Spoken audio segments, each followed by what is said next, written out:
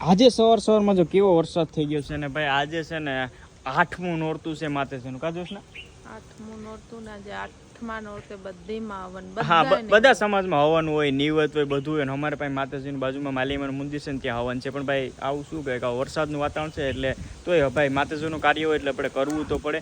અને બીજી વાત કે ભાઈ હશે ને 2-3 નોરતાર્યા ભાવ કોઈ રમવા નહીં મળે કા.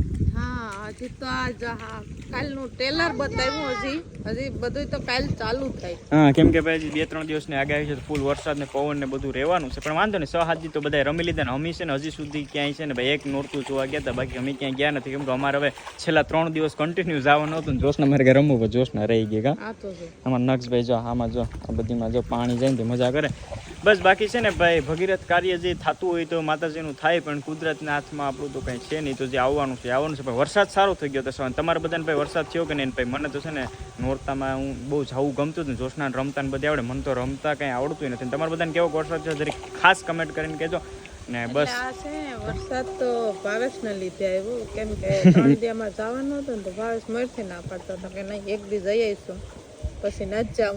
ભાઈ મને ગમે નહીં. મેં જોશના કીધું છેલ્લા 3 દિવસ ભગવાને મારું સાંભળ્યું હતું. મેઘરાજાએ મેઘ કરી